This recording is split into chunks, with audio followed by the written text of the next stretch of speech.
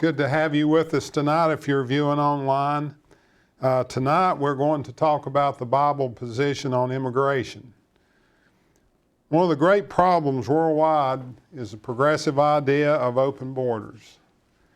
Countries in Europe, Canada, and the USA have been adversely affected by the unrestrained flow of people across their borders without any filter or predetermination of fitness to become a part of the culture of the particular country. Great Britain, France, and to a lesser extent Germany have been heavily impacted by the influx of Muslims to the point they are at real risk of losing their culture. I read an article last week by Bill O'Reilly. He had been to Ireland, but in that process evidently went over to England. I don't remember the whole story there, but he said that the unrestrained influx of illegals into Great Britain, they are now at about 30% illegals. And he said he didn't think the society would survive it. They are setting up whole communities and enforcing Sharia law, and the regular police, it's a no-go zone for them. And so they're really breaking up the British system because there's so many of them and there was no filter or any effort to try to get them to assimilate. Truly is a dangerous problem. Sharia law taking over communities. Actually, there's a big subdivision outside Texas where this was attempted, and it's my understanding Texas passed a law to stop that from happening because once Sharia law establishes itself, it is in opposition to the local law or to the federal law for that matter. And so it becomes a problem. The current issues with the Somalis and the fraud by foreigners who do not share American values and customs. You look at Minnesota and the issues there. Dearborn, Michigan, it's primarily Somalis. And they have committed fraud in the billions and no controls, don't even know who they are, don't know where they came from, what they thought, they're here illegally. The argument for allowing unchecked migration says we must have compassion on these people, and there are well-meaning people that really believe that we ought to have compassion on these people and take care of them and help them. Religious organizations argue it is the Christian thing to do. Well, is it? Immigration is defined as to enter and to settle in a country or region to which one is not native. And so immigration, every country has laws with regard to immigration, and you can immigrate legally into a country. There is a process by which that happens, and in that process is the desire to assimilate to the culture to which they come. And that is really important. What has happened over the past few years is the borders have just been flung open and people have come in unchecked. Trinidad and all these gangs came in. People from all over the world came in. We don't know who's here. That's a problem in this country. It's a problem in every country that has allowed this to happen. A person who enters another country without legal permission is an illegal immigrant and commits crime by doing so. Why would one do so? Throughout history, desperate people have fled their countries, seeking asylum from persecution or looking for better economic conditions. The Edict of Fontainebleau in 1685 outlawed Protestantism in France, causing hundreds of thousands of Huguenots to flee to France, to England, to the Netherlands, Switzerland, South Africa, Germany, and Prussia. Repeated anti-Semitic riots in Eastern Europe in the late 19th and early 20th centuries caused a migration of 2 million Russian Jews to leave for their lives between 1881 and 1920 is the actual dates. 1 million Armenians fled Turkey between 1915 and 1923 to escape genocide by the Muslims. When the Nazis took over in 1933, hundreds of thousands fled their homelands in the countries affected. By the end of World War II, Europe was dealing with over 40 million refugees. The Dust Bowl conditions in the 1930s in this country resulted in 2.5 million people from the Plains states moving to other parts of the U.S. because nothing was growing. There was just total poverty. 200,000 moved to California. The independence of Pakistan from India resulted in the largest migration in human history. 7 million Sikhs and Hindus moved from Pakistan to India. 7 million Muslims moved from India to Pakistan. 1 million Muslims, Hindus, and Sikhs died in that event. Desperate circumstances over thousands of years have led people to flee to escape political persecution, racial or religious persecution, economic deprivation, or to escape criminal prosecution. So we've got to ask two questions here. Does the federal government have the authority and or the legal obligation to receive illegal immigrants? Does God expect Christians to approve and support illegal immigration? Religious leaders from the Unitarian Church to the Catholic Church go back to the Old Testament passages to contend we must love the stranger in our land. Exodus 22:21 says, "Thou shalt neither vex a stranger nor oppress him, for you were strangers in the land of Egypt." Pope Francis said Trump was not Christian for building a wall to control borders. Obama even referenced the Exodus passage to justify the open border. Archbishop Roger Mahoney said the right to immigrate is more fundamental than that of nations to control their borders. What direction do we have from Scripture regarding the border? There's actually quite a bit. The Apostle Paul disagreed with the Pope and Obama and Archbishop Roger Mahoney and others who contend that the border should be open when he said what he said in Acts 17:24 through 26. And of course, speaking by the Holy Spirit, he was speaking for God.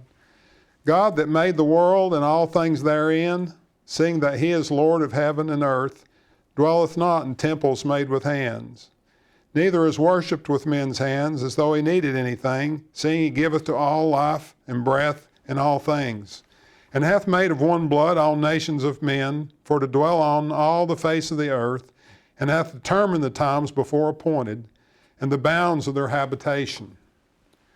Thayer and McGarvey say this verse references a setting of boundaries, limits, and national boundaries, respectively. Consider the following passages. In Deuteronomy chapter 32, verses 7 and 8, "Remember the days of old. Consider the years of many generations. Ask thy father, and he will show thee, thy elders, and they will tell thee, when the Most High divided to the nations their inheritance, when he separated the sons of Adam, he set the bounds of the people according to the number of the children of Israel." In Exodus 16:35, "And the children of Israel did eat manna 40 years until they came to a land inhabited. They did eat manna until they came into the borders of the land of Canaan." In Joshua 18:19 through 20, "And the border passed along to the side of Bethel northward, and to the outgoings of the border were the north bay of the Salt Sea at the south end of Jordan. This was the south coast. And Jordan was the border of it on the east side. This was the inheritance of the children of Benjamin, by the coast thereof round about according to their families." Notice all these passages are referencing borders and referencing boundaries. And these are moving at the direction of God. Job 12:23, "He increaseth the nations and destroyeth them. He enlargeth the nations and straighteneth them again." God's certainly in control, and God set boundaries.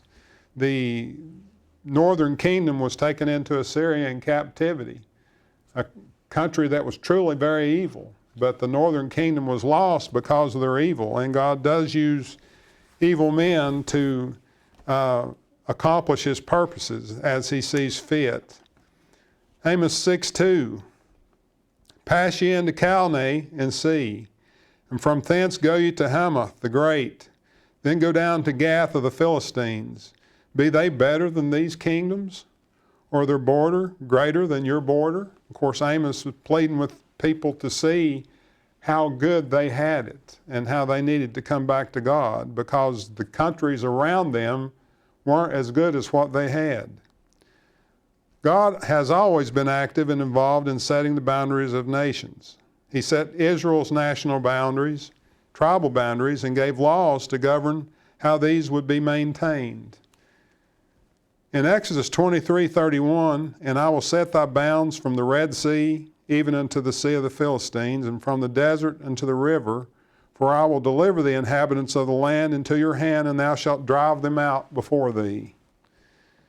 In Exodus 34:24, for I will cast out the nations before thee and enlarge thy borders. Neither shall any man desire thy land, when thou shalt go up to appear before the Lord thy God thrice in a year. God is telling him he's going to set boundaries, and he's going to have them drive the inhabitants out of the land so that it would be their land. And he tells them in verse 24 of chapter 34, to fear not when you go up to observe the feasts, he will preserve the land. He won't allow those people to come in. Failure to respect borders was wickedness. In Deuteronomy 19:14, thou shalt not remove thy neighbor's landmark, which they of old time hath set in thine inheritance, which thou shalt inherit in the land that the Lord thy God giveth thee to possess. Deuteronomy 27:17, cursed be he that remove his neighbor's landmark.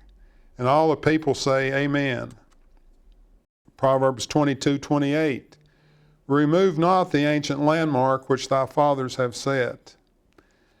Proverbs 23:10, remove not the old landmark and enter not into the fields of the fatherless. You see the importance in these scriptures here of landmarks and boundaries and the required respect from it, and the breaking of the law by removing boundaries. In Hosea 5:10, the princes of Judah were like them that remove the bound, therefore I will pour out my wrath upon them like water. Job 24 verse 2, some remove the landmarks, they violently take away flocks and feed thereof. Of course, people who invade do that. Let's look at immigration law under the Old Covenant. We looked at the law of Moses being the only law God directly put in place when we talked about the perfect model for government. This is the only government that he actually set up. And it was a perfect civil law code. And so the United States government is modeled largely on what you see in the Bible. The philosophers that the forefathers looked to, in addition, viewed this as accurate and honest moral law and depended on or used that to point to what was true. And so our country is based on this. God set the procedures for dealing with immigration. There were 4 categories of strangers in the land of Israel. There was a group of non-Israelites who left Egypt with the Israelites when the Israelites left Egypt. They were of mixed nationalities that lived in Egypt at the time. In Exodus 12:38, and a mixed multitude went up also with them, and flocks and herds, even very much cattle. In Numbers 11:4, and the mixed multitude that was among them fell a-lusting. And then the children of Israel also wept again and said, who shall give us flesh to eat? Put a marker in that, because we'll come back to that. People within a group of people that don't think the same way can have bad influence. The second group were those left over from the conquest whom the Israelites violated God's will by allowing them to live. There is speculation they were even allowed to keep their land. In Judges 2:1-3, and an angel of the Lord came up from Gilgal to Bochim and said, I made you to go up out of Egypt, and have brought you into the land which I sware unto your fathers. And I said, I will never break my covenant with you. And you shall make no league with the inhabitants of this land. Ye shall throw down their altars, but ye have not obeyed my voice. Why have you done this? Wherefore I also said, I will not drive them out from before you, but they shall be as thorns in your sides, and their gods shall become a snare unto you.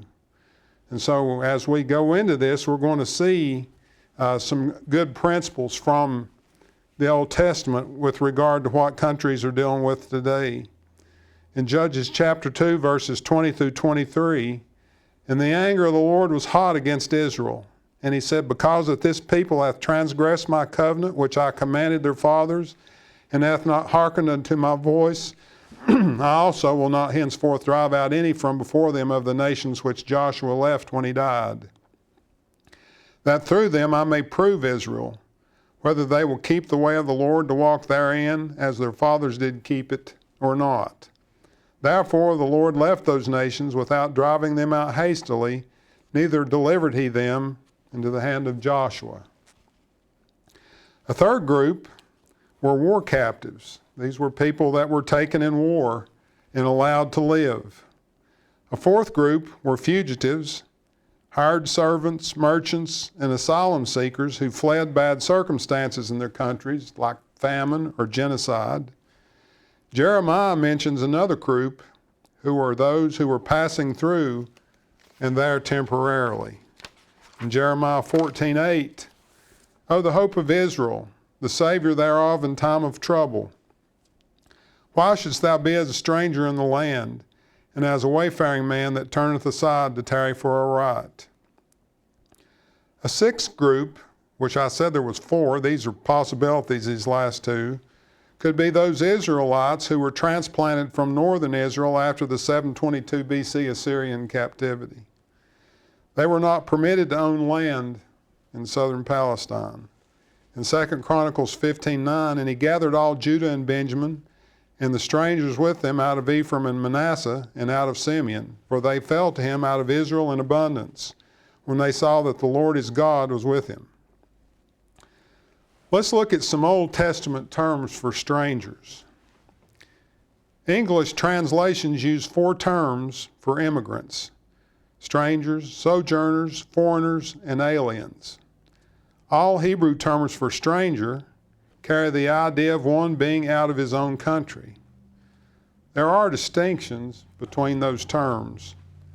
Jur, or ger, is used 85 plus times in the Old Testament and refers to one who is not a full native citizen but has religious and civil rights. He had protection of the law.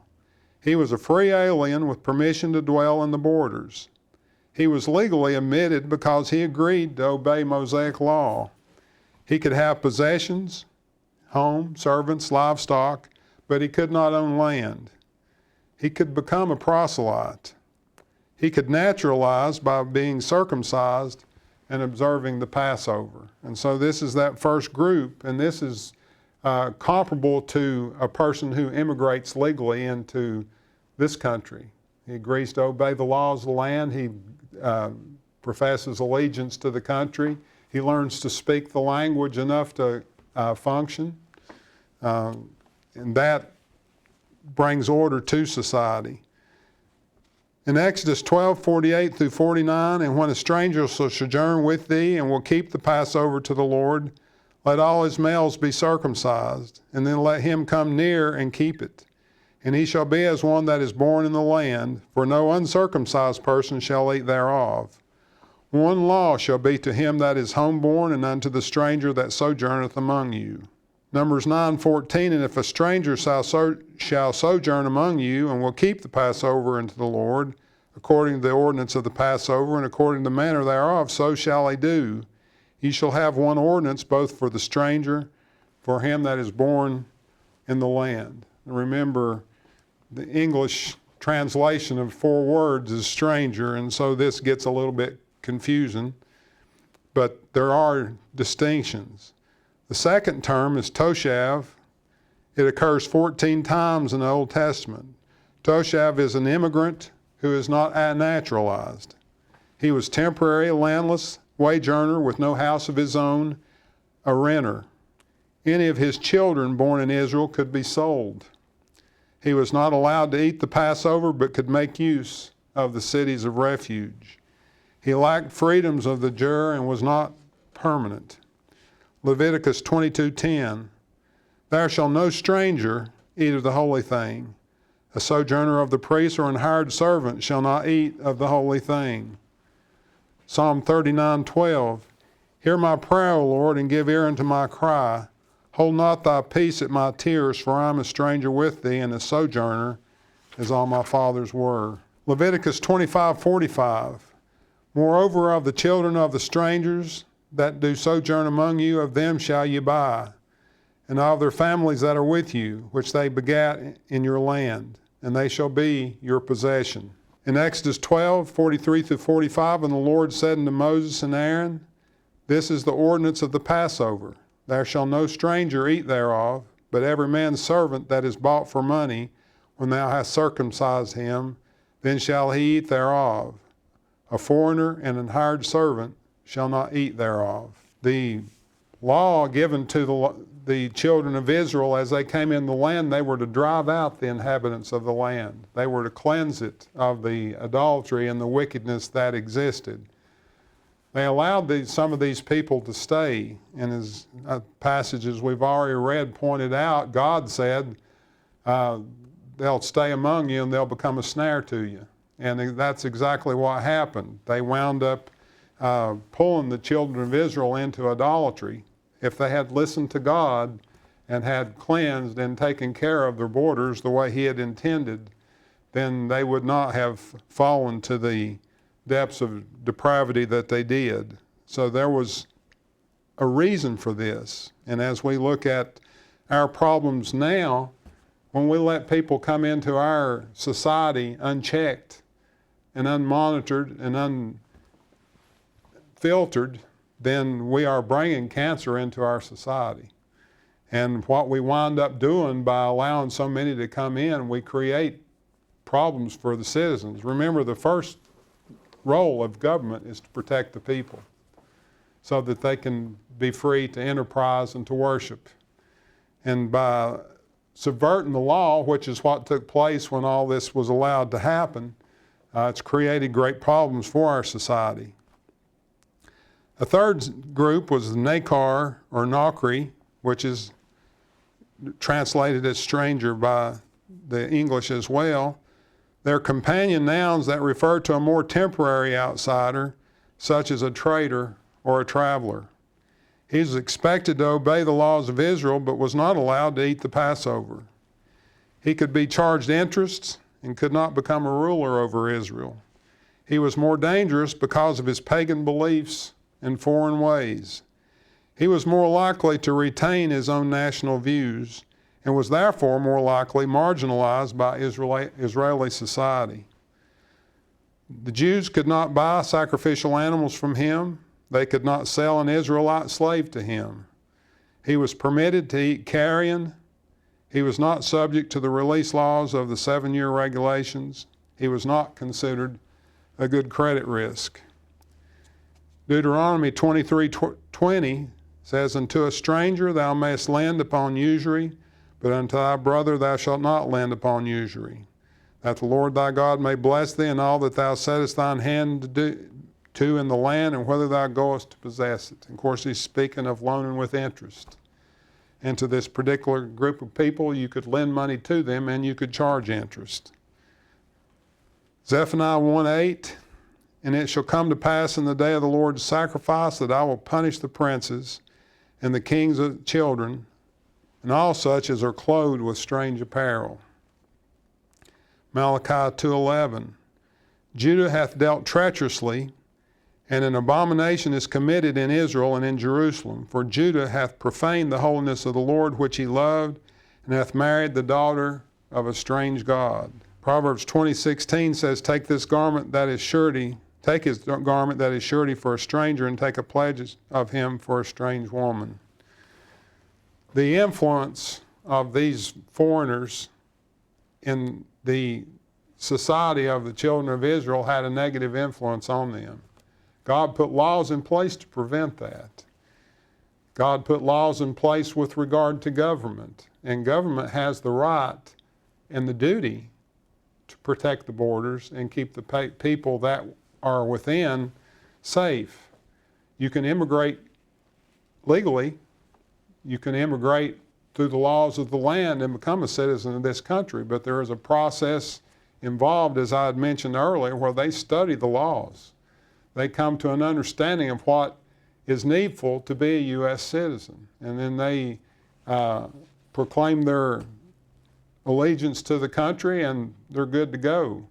2 weeks ago, a Chinese man was here illegally, couldn't speak a word of English, couldn't read English, was given a commercial license to drive a tractor trailer in New York, and he came into a work zone as he was coming through Virginia down into North Carolina and ran into some people and killed them because he didn't know what the sign said.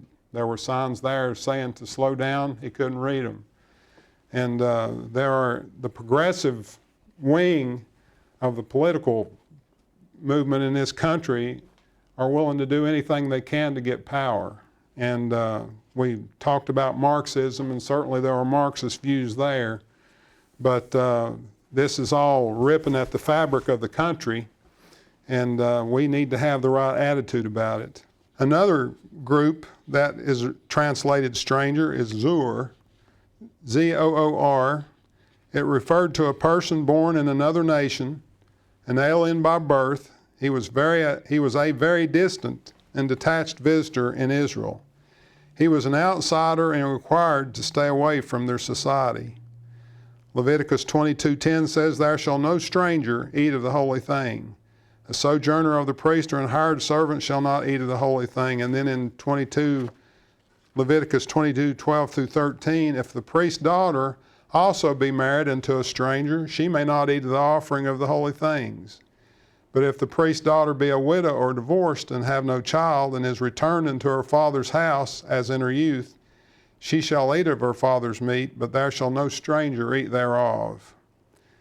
In Numbers 151, "And when the tabernacle setteth forward, the Levites shall take it down, and when the tabernacle is to be pitched, the Levites shall set it up.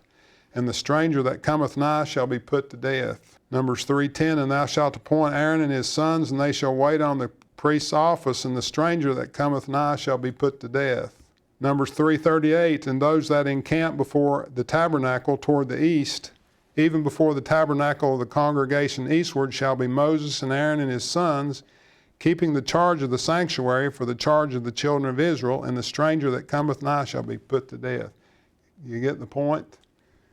God was very strong on this with his laws, and the people became weak-kneed about it and fell ultimately as a result. There are 4 fundamental factors pertaining to alien immigrants. Strangers were to be governed by the same laws and punishments as the Israelites.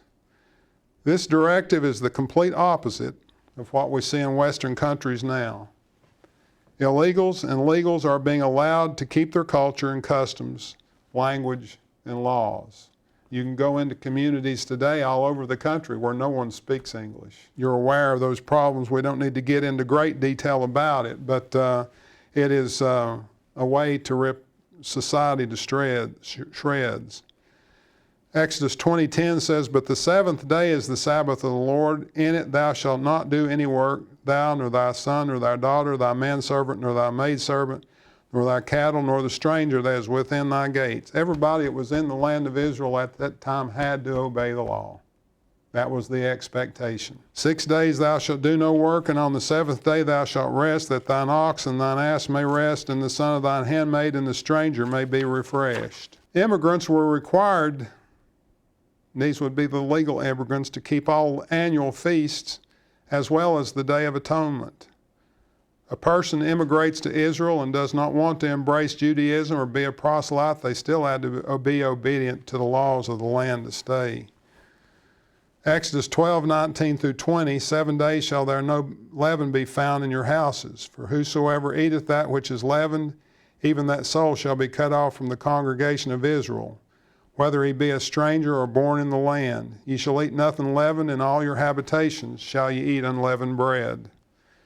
In Deuteronomy 16:11, "And thou shalt rejoice before the Lord thy God, thou and thy son and thy daughter and thy manservant and thy maidservant, and the Levite that was within the gates, and the stranger and the fatherless and the widow that are among you, in the place which the Lord thy God hath chosen to place his name there. In Deuteronomy 16, 10, 11 and 14, and thou shalt keep the feast of weeks unto the Lord thy God, with a tribute of a freewill offering of thine hand, which thou shalt give unto the Lord thy God, according as the Lord thy God hath blessed thee.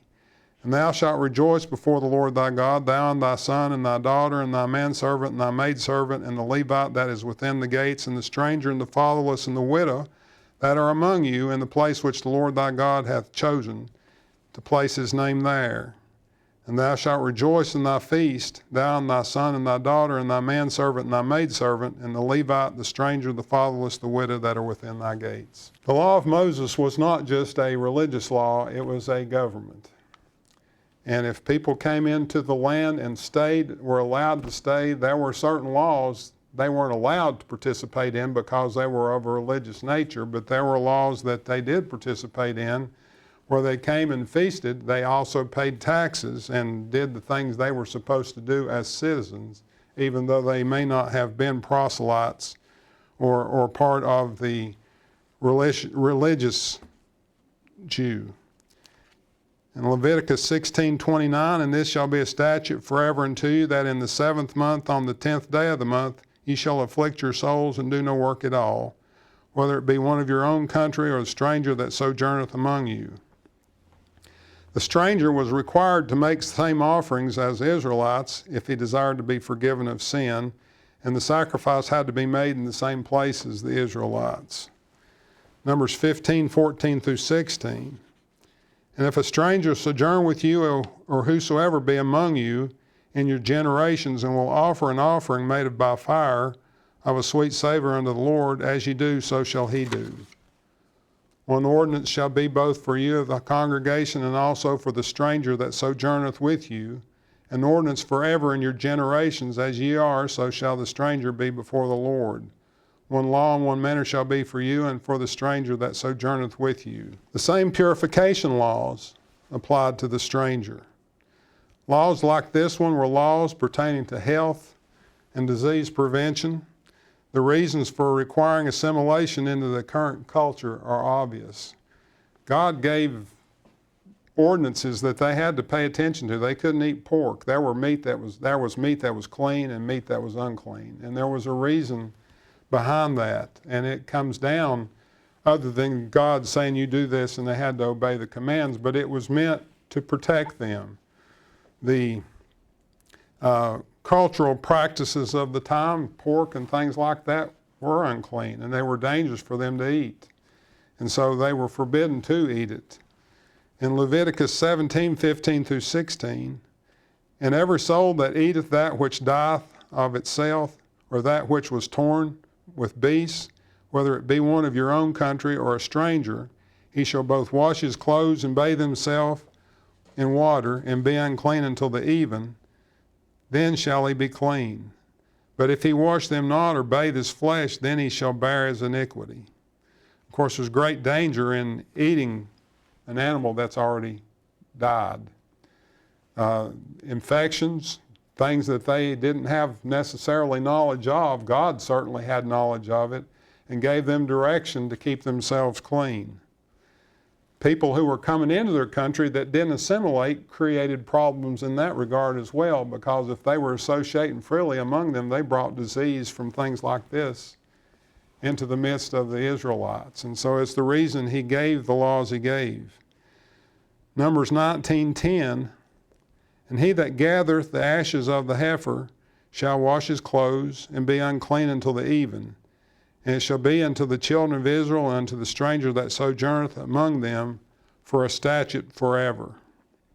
Once again, these are laws that knowledge we have today point to the fact that God gave them laws that were of a sanitary nature. The stranger had access to the sanctuary cities under the same conditions as the Jews. The sanctuary cities, of which there were 6, existed for those who had committed involuntary manslaughter or negligent homicide to flee into until the day he could be heard in court. If he was found guilty, they received the punishment due. Today's sanctuaries protect illegal immigrants from prosecution for crime and are accepted there. Complete opposite of the intention of the sanctuary cities mentioned in Scripture. Yet religious people will go here to support the idea. Deuteronomy 1:16, and I charge your judges at that time, saying, hear the causes between your brethren, and judge righteously between every man and his brother, and the stranger that is with them. So the stranger had the right to use these cities, but his cause would be heard, and if he was guilty, he would be punished. The stranger was held to the same moral laws as the native population. Leviticus 18:26 through 28. Ye shall therefore keep my statutes and my judgments, and shall not commit any of these abominations, neither any of your own nation, nor any stranger that sojourneth among you. For all these abominations have the men of the land done, which were before you, and the land is defiled, that the land not spew you out also. And when you defile it, as it spewed out the nations that were before you.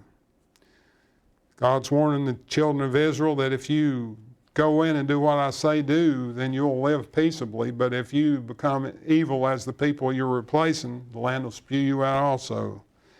Leviticus 20 verse 2, again thou shalt say to the children of Israel, whosoever he be of the children of Israel, or of the strangers that sojourn in Israel, that giveth any of his seed unto the Molech, he shall surely be put to death. The people of the land shall stone him with stones. Of course, we know from reading Old Testament history that certainly happened to the children of Israel. They began to sacrifice their children to Molech, and it resulted in them being carried off into captivity. God had the Israelites exterminate the people in the land of Canaan because they were utterly evil. It would be illogical to then tolerate a stranger's evil ways and risk losing what they had claimed. Even blasphemy was not to be tolerated. Leviticus 24:16, and he that blasphemeth the name of the Lord, he shall surely be put to death. And all the congregation shall certainly stone him, and as well as the stranger, as he that is born in the land, when he blasphemeth the name of the Lord, shall he be put to death.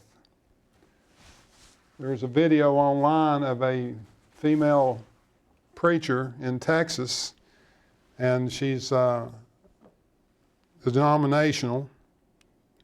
If I remember right, it was Methodist. But anyway, she makes the statement several different ways in her so-called lesson that if Jesus were on the earth today, that he would be escorting women to the abortion clinics.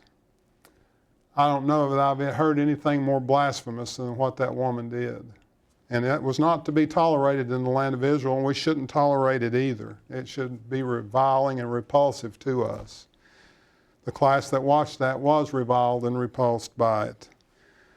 Leviticus 24:22, you shall have one manner of law as well for the stranger as for one of your own country, for I am the Lord your God. The Moabites and the Ammonites were not allowed into the land, period. The Egyptians and Edomites had strong restrictions as well against the Moabites and Ammonites. They apparently were extremely evil. Numbers 25:1 through 8, and Israel abode in Shittim, and the people began to commit whoredom with the daughters of Moab. And they called the people unto the sacrifice of their gods, and the people did eat, and bowed down to their gods. And Israel joined himself unto Baal Peor, and the anger of the Lord was kindled against Israel. And the Lord said unto Moses, take all the heads of the people, and hang them up before the Lord against the sun, that the fierce anger of the Lord may be turned away from Israel. And Moses said unto the judges of Israel, slay ye every one his men that were joined unto Baal Peor. And behold, one of the children of Israel came and brought unto his brethren a Midianitish woman, in the sight of Moses and in the sight of all congregation of the children of Israel, who were weeping before the door of the tabernacle of the congregation. And when Phinehas, the son of Eleazar, the son of Aaron the priest, saw it, he rose up from among the congregation and took a javelin in his hand, and he went after the man of Israel into the tent and thrust both of them through, the man of Israel and the woman through her belly. So the plague was stayed from the children of Israel. The Moabites and the Ammonites brought the children of Israel down several times. This is an instance where God said to take the heads of the people and hang them up. And this move by Phinehas to deal with it lifted the plague that they were dealing with.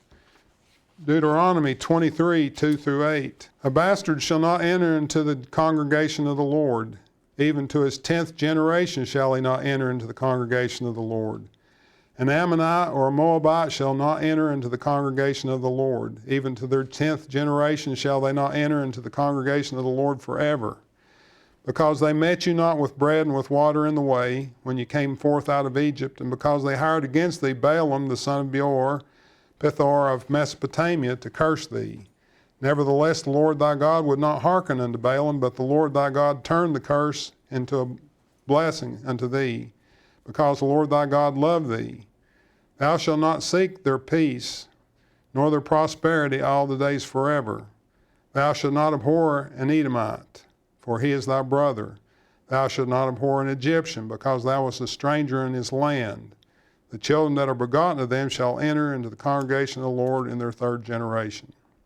The point to be made here, as we've talked about this, of course, a lot of people would view God's position on this difficult or hard, but strangers were not to be oppressed or mistreated. God has always wanted his people to treat their fellow man with kindness and respect. This requirement does not mean we overlook lawbreakers. We cannot pit God's benevolent will for the oppressed against his laws for the nation. Deuteronomy 24, 14 through 15. Thou shalt not oppress an hired servant that is poor and needy, whether he be of thy brethren or of thy strangers that are in thy land within thy gates. At his day thou shalt give him his hire, neither shall the sun go down upon it, for he is poor and setteth his heart upon it, lest he cry against thee unto the Lord, and it be sin unto thee. Matthew 7:12 says, Therefore all things whatsoever you would that men should do to you, do you even so to them, for so is the law and the prophets. It's important to remember that you can come here legally. You can go into any country legally, and you can immigrate and become a citizen there lawfully. But to do so unlawfully and to come here as a lawbreaker is a sin in itself. And if we support that, we are sinning by doing it as well. It's a false proposition to claim it's unloving and uncompassionate to deport, expel those who break the law to enter the country. It's unloving to break the law to enter the country, actually. Romans 13:10 says, Love worketh no ill to his neighbor. Therefore, love is the fulfilling of the law. Think about that process. If you come here illegally and you take another individual's job, his property, or whatever, you are committing an act of lawlessness, and it's truly unloving to break the law. We are loving when we obey the law. John 14:15 says, If you love me, keep my commandments. John 15:14, you are my friends if you do whatsoever I command you. 1 John 5:3 says, For this is the love of God, that we keep his commandments, and his commandments are not grievous. One of God's commandments, Romans 13:1, is to let every soul be subject unto the higher powers. For there is no power but of God, the powers that be are ordained of God. We know it's wrong to steal because the law says, don't steal. If we steal anyway, we are unloving. Only the Creator can define love and its expression. The person who breaks the law is unloving, and the person who approves, accommodates, facilitates, or justifies the lawbreaker is equally unloving. God's stranger, that's the juror, walks uprightly and works righteousness. Psalm 15:1 and 2. Who shall abide in thy tabernacle? Who shall dwell in thy holy hill? He that walketh uprightly and worketh righteousness, and speaketh the truth in his heart. Strangers were to be shown compassion as defined by God. In Leviticus 19:9 through 10, And when you reap the harvest of your land, thou shalt not wholly reap the corners of thy field, neither shalt thou gather the gleanings of thy harvest. And thou shalt not glean thy vineyard, Neither shalt thou gather every grape of thy vineyard, thou shalt leave them for the poor and the stranger. I am the Lord your God. And so provision was made for the stranger. And of course, we talked about this passage last week with regard to poor, but they were to work to keep it, but the people who were landowners and producers were to leave the corners and the remnants for the poor and the stranger to gather. That was loving. Strangers were encouraged to assimilate into the covenant with God so that he also was their God. Deuteronomy 29:10 through 15. You stand this day, all of you, before the Lord your God, your captains of your tribes, your elders and your officers, with all the men of Israel, your little ones, your wives, and thy stranger that is in thy camp, from the hewer of wood and to the drawer of thy water, that thou shouldst enter into covenant with the Lord thy God and into his oath, which the Lord thy God maketh with thee this day, that he may establish thee today for a people unto himself, that he may be unto thee a God, and as he said unto thee, and as he hath sworn unto thy fathers, to Abraham, to Isaac, and to Jacob. Neither with you only do I make this covenant and this oath, but with him that standeth here with us this day before the Lord our God, and also with him that is not here with us this day. Immigrants were required to participate in a public reading of the law. Deuteronomy 31:10 through 13. And Moses commanded them, saying, at the end of every 7 years, in the solemnity of the year of increase, in the feast of tabernacles, when all Israel is come to appear before the Lord thy God in the place which he shall choose, thou shalt read this law before all Israel in their hearing.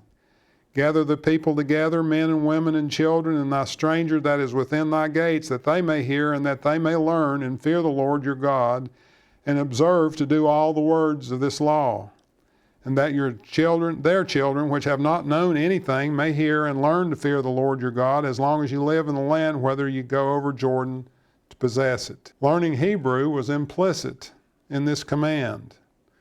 To understand the law required understanding the language. The stranger was required to conform to the moral and religious standards of Israel. There was no press one for Hebrew. Certainly we deal with that when we call and you go through the buttons for this language or that language. If you get a health statement from the government, there's one statement on Medicare where it's paid $10 for a subscription or a prescription, and there's about 10 pages of different language of that same thing stapled to the back of it. And so that winds up costing $2 or $3 to mail because there's so much there. And it literally is just a statement they paid $10 on a prescription. If people were required to assimilate, we'd save postage. To summarize, the Mosaic Law did not directly deal with illegal immigration. All passages assume legal status and stress that the rules of the laws of the land apply to all who were within Israel's borders. If they wanted to live there, they had to comply. God did not allow intermarriage with foreigners due to the spiritual, religious, and moral contamination that would result in the failure of the Jewish state.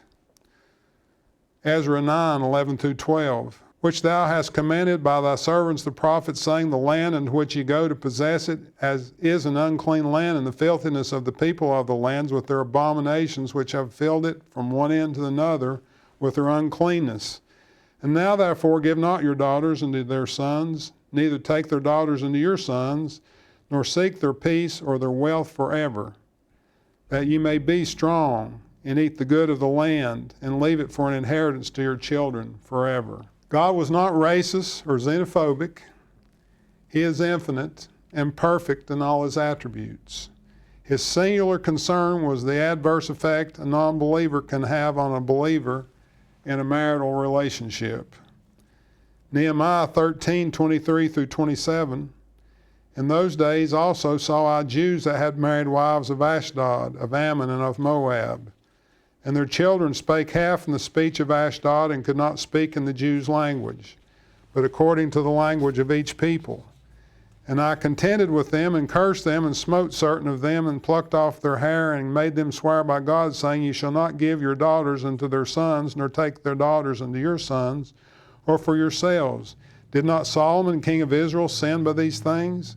Yet among many nations was there no king like him, who was beloved of his God, and God made him king over all Israel. Nevertheless, even him did outlandish women cause to sin. Shall we then hearken unto you to do all this great evil, to transgress against our God by marrying strange wives?" Ezra, well, in this series of events when they were getting ready to come back to Jerusalem, they made them divorce those wives and put them away. The United States of America was founded on Christian religious principles. Its laws, its Constitution guarantee freedom of the individual to pursue his or her dreams. This works as long as the country remains spiritually and morally united. Unchecked immigration from countries whose values differ from ours will result in the pollution of the moral and spiritual values that have held it together for 250 years. Allowing large groups of Muslims, Buddhists, Hindus, Marxists, who oppose the one true God to settle communities and not assimilate will result in weakening and failure. Here's some quotes from founding fathers. The first one from Jedediah Morris. He was the father of American geography. He said, "To the kindly influence of Christianity, we owe that degree of civil freedom and political and social happiness which mankind now enjoys. In proportion as the genuine effects of Christianity are diminished in any nation, in the same proportion will the people of that nation recede from the blessings of genuine freedom and approximate the miseries of complete despotism. All efforts to destroy the foundations of our holy religion ultimately tend to the subversion also of our political freedom and happiness. Whenever the pillars of Christianity shall be overthrown, our present republican forms of government and all the blessings that flow from them must fall with them." Of course, we see this is like prophecy, seeing where we are today when you see what these men thought and said, and see where we are today because we have let go of God. U.S. Constitution, Article 1, Section 3, Clause 4 says, "Congress has the power to set a uniform rule of naturalization. The people have the right to decide who should be allowed into this country." Timothy Dwight served as the chaplain in General Samuel Holden Parsons' Connecticut Continental Brigade and as the 8th president of Yale College. In the 1776 valedictory address, he described the uniqueness and fundamental qualities that bind Americans together. This is his statement. "This continent is inhabited by a people who have the same religion, the same manners, the same interests, the same language, and the same essential forms and principles of civil government. This is an event which since the building of Babel till the present time the sun never saw, that a vast continent containing near 3,000 millions of acres of valuable land should be inhabited by a people in all respects one is indeed a novelty on the earth. Differences in religion always produce persecutions and bloodshed. Differences of manners, as we are naturally and always fondly attached to our own, cannot but occasion coldness, contempt, and ill will. Contending interests ever exist with disputes and end in war.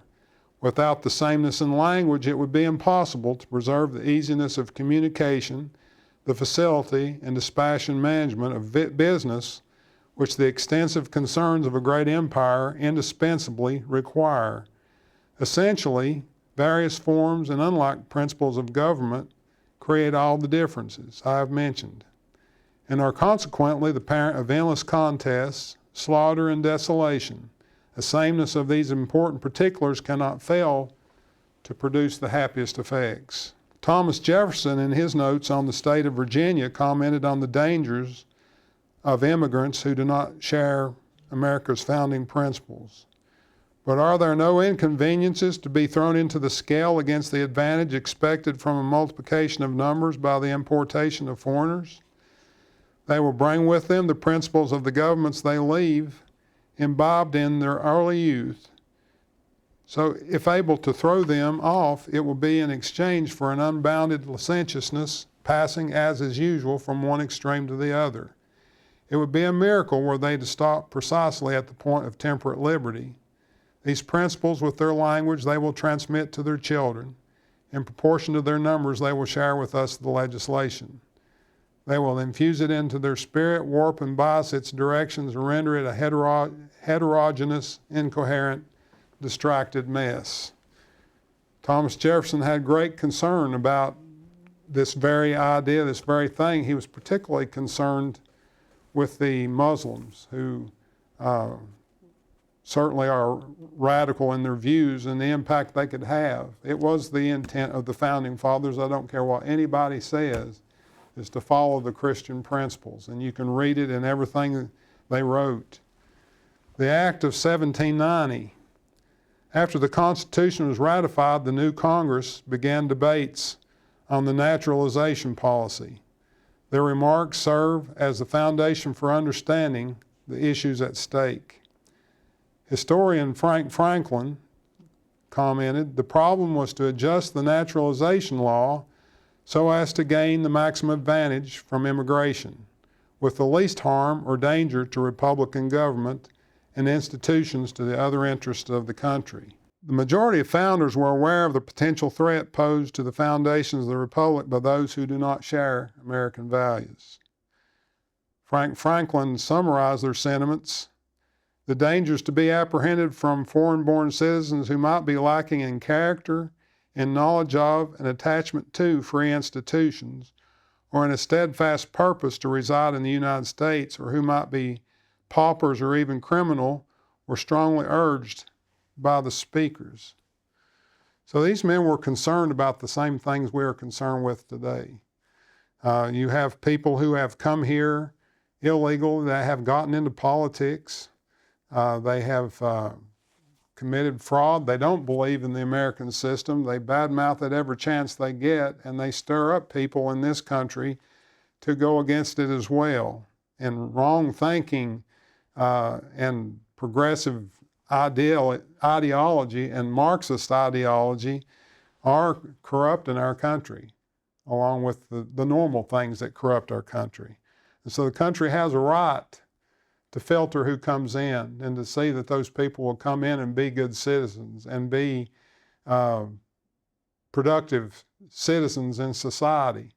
Several times in our country's history where people immigrated legally, immigration was cut off for a period of time to allow the people who had come to assimilate, to learn to speak the language, to learn to participate in the laws and do the things that a good citizen would do before they opened it up again to immigration. And what we have gone through in the past several years is a real strain on this society. And it's happened because people have just flipped the law off and said, we're going to do what we're going to do.